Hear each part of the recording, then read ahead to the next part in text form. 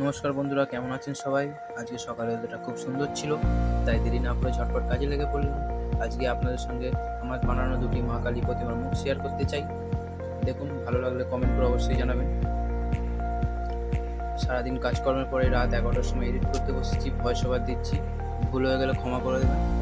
মুখটা দাইজ থেকে তোলা হচ্ছে, মুখটা বিশাল বড় তো, সেই জন্য একটু অসুবিধা হচ্ছে। দেখুন, মুখটা দাইজ থেকে তোলার সময় এই অবস্থায় আছে। মুখটা এই অবস্থায় আছে, এটাকে ভালো করে সেরে চিপটিপ করতে হবে।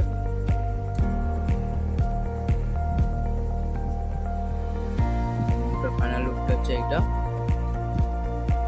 মুখটা সারার পরে এই অবস্থায় এসছে। এটা 10টা মুখটা তুলতে হবে, এটা 2 নম্বর মুখ চলছে, এখন 8টা তুলতে হবে। এরকম ঠাকুরের মুখ আপনার পরের ভিডিওতে দেখাবো। এটা হচ্ছে আরেকটা মুখ, এটা একটু ছোট সাইজের তুলনায়। মাটিটা অনেক নরম আছে, সেই জন্য একটু অসুবিধা হচ্ছে। এই মুখটা দেখতে পাচ্ছেন, দেখে বুঝে গেছে,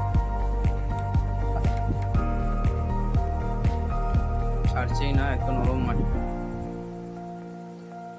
ছেড়েছি।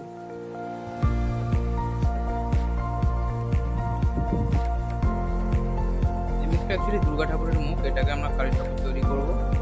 দেখুন কিভাবে ফাইনাল মুখটা কিভাবে আসে। এটা হচ্ছে ফাইনাল লুকটা মুখটার। ভিডিওটা ভালো লাগলে লাইক করে দেবেন, সাবস্ক্রাইব করবেন। Good night, tata. পরের ভিডিওতে দেখা হচ্ছে।